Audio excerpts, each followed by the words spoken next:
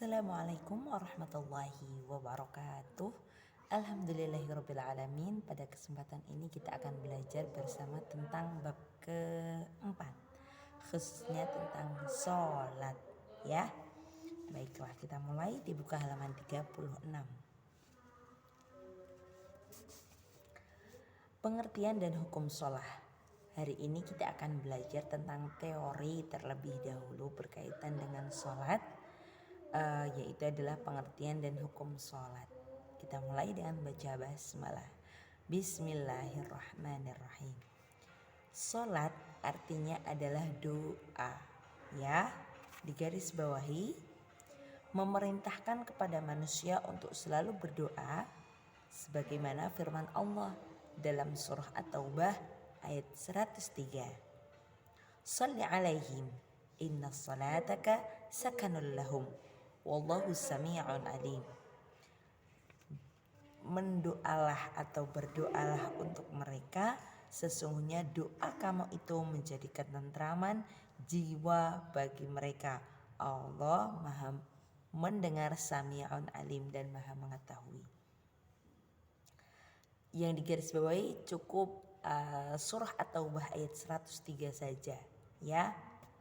Kemudian salat adalah suatu ibadah yang meliputi ucapan dan pergerakan tubuh dari takbir sampai akhir. Dimulai dari takbir hingga diakhiri dengan salam. Sampai situ saja digarisbawahi, ya. Jadi segala meliputi seluruh pergerakan tubuh, ucapan dari awal takbir sampai diakhiri dengan salam. Nah, kemudian apa yang disebut dengan sholat itu merupakan hubungan seorang hamba kepada Rabbnya. Siapa Rabbuna? Allahu Rabbuna, ya, seperti itu. Kenapa sih Ustazah ada perintah untuk sholat? Ingat, sholat itu merupakan tanha 'anil fahsya'i wal munkar dan menjadi ketenangan bagi hamba Allah yang mengerjakannya dengan lillahi ta'ala, karena Allah subhanahu wa ta'ala. Sholat merupakan rukun Islam yang kedua. Syahadah yang pertama asyhadu an la ilaha illallah. Kemudian yang kedua adalah sholat, ya. Nah, masih ingat sholat itu adalah perintah Allah kepada seluruh umat manusia dalam peristiwa apa? Isra dan Mi'raj Nabi Muhammad sallallahu alaihi wasallam. Baiklah, selanjutnya adapun ayat itu sudah, ya, ada peristiwa Isra Mi'raj, kemudian salat adalah rukun Islam kedua, digarisbawahi. Kemudian adapun ayat yang berisi tentang kewajiban melaksanakan sholat ada pada surah Al-Baqarah ayat 43. Al-Baqarah ayat 43 berbunyi tentang wa aqimus sholata wa atuz zakata warka'u ma'ar raki'in.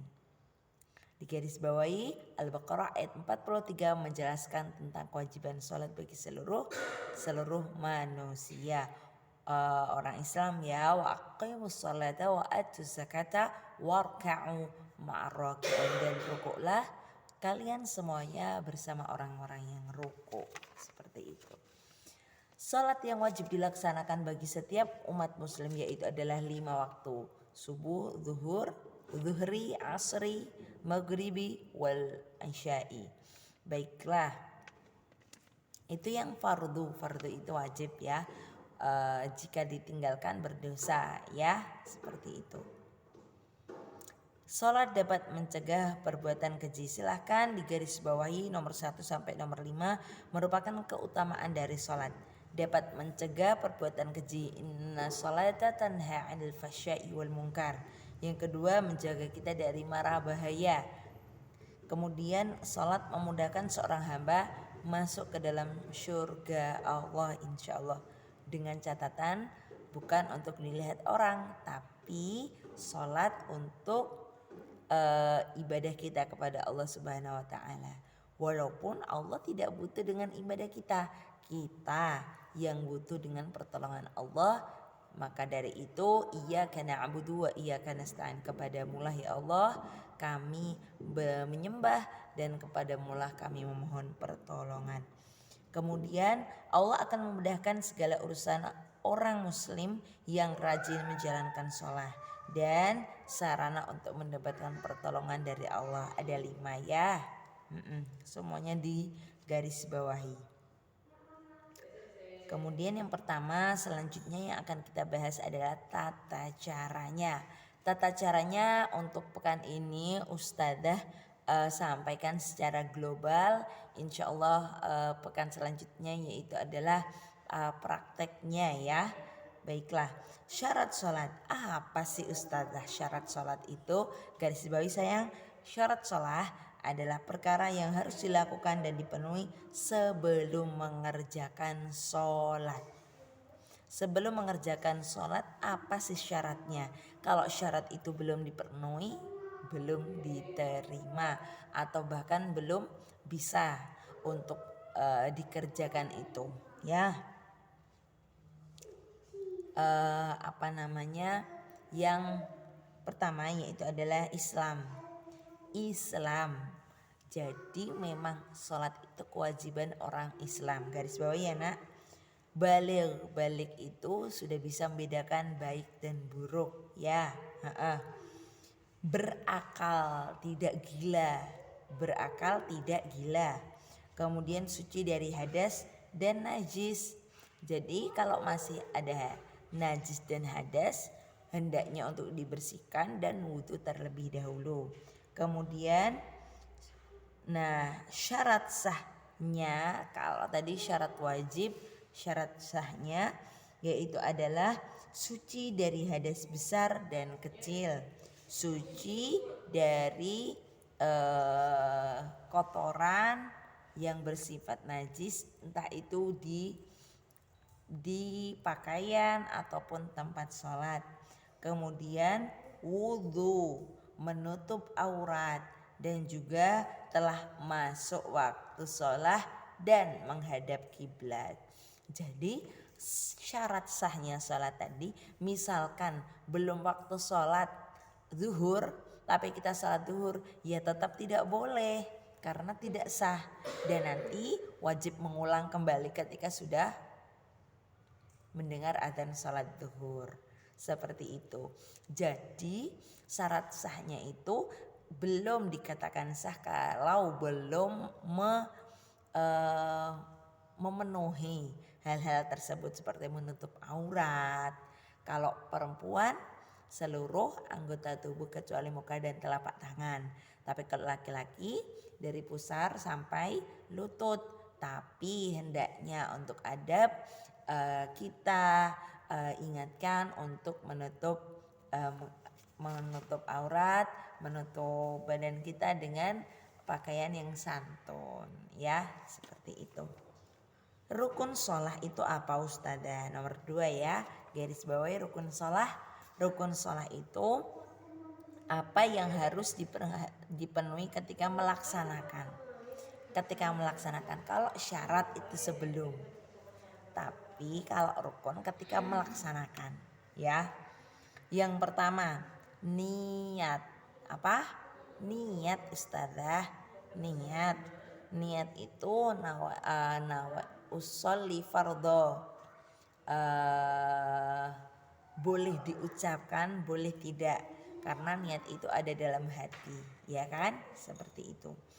Nah kalau niat sholat subuh ya niat sholat subuh, jangan sampai kita mau sholat subuh tapi niatnya sholat isya. Nah itu beda lagi ya, seperti itu.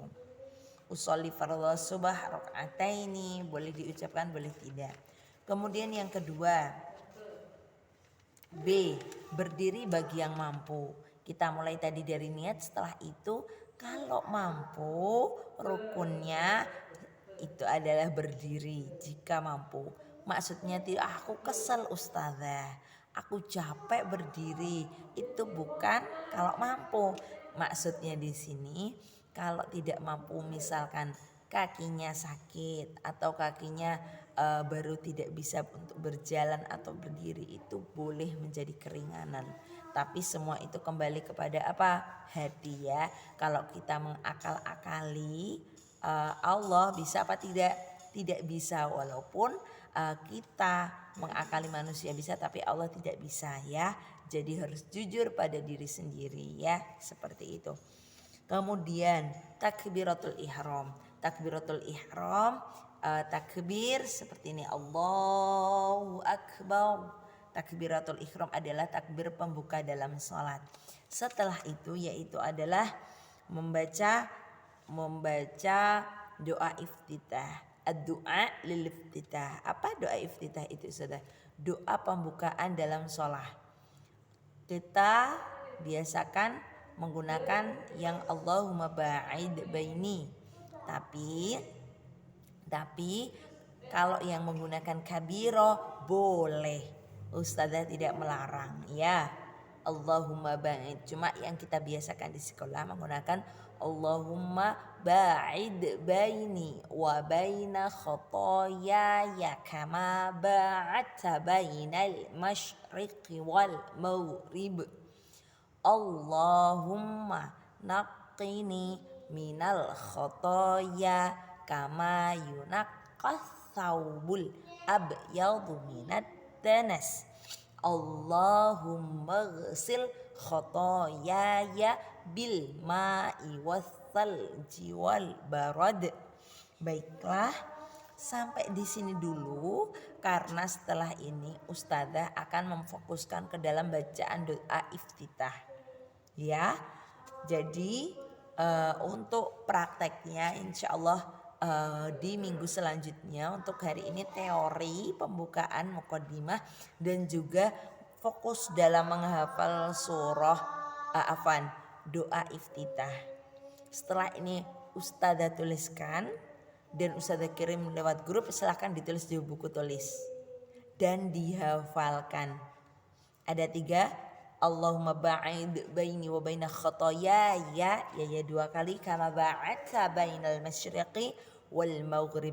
Ya Allah, jauhkanlah aku, ba'id baini wa baina khotoyaya, dan kesalahanku. Khotoyaya itu kesalahanku. Ba'id baini wa baina khotoyaya kama ba'adta bainal masyriqi wal maghrib. Seperti halnya engkau menjauhkan antara timur dan barat yang tidak akan bisa bertemu. Yang kedua, Allahumma naqqini itu sucikanlah. Allahumma naqqini minal khotoya. Ya 1 kali, kama yunaqqas thawbul. Kama yunaqqas, seperti halnya engkau yunaqqa mensucikan baju, thawbul abyadu minad danas, baju putih dari kotoran ya. Kemudian yang ketiga, Allahumma ghsil khotoyaya bil ma'i wasalji wal barad. Ya Allah, ighsil itu adalah sucikanlah atau bersihkanlah atau basuhkanlah atau bersihkanlah diriku. Allahumma ghsil khotoya, seluruh kesalahanku itu. Allahumma ghsil khotoya bil ma'i, dengan air, bil ma'i wasalji wal barad, dengan air dan juga air es. Indah sekali ya artinya ya. Setelah ini Ustazah tuliskan dan Ustazah kirimkan kepada kalian lewat via grup, kemudian ditulis dan dihafalkan ya. Seperti itu. Untuk tugas hari ini adalah menulis surah menggarisbawahi dan juga menulis doa iftitah dan menghafalkannya. Ustazah mengirimkan hafalan video enggak Ustazah? Mengirimkan tidak? Bukan hari ini. Nanti kalau Ustazah sekarang hari ini persiapan dulu untuk menghafalkan, untuk mengirimkannya nanti Ustazah sampaikan di minggu selanjutnya ya. Seperti itu. Hari ini untuk menggarisbawahi saja dan juga menulis dan menghafalkan sendiri-sendiri tapi belum di tag video ya. Seperti itu. Ustazah cukupkan. Syukron, wassalamualaikum warahmatullahi wabarakatuh.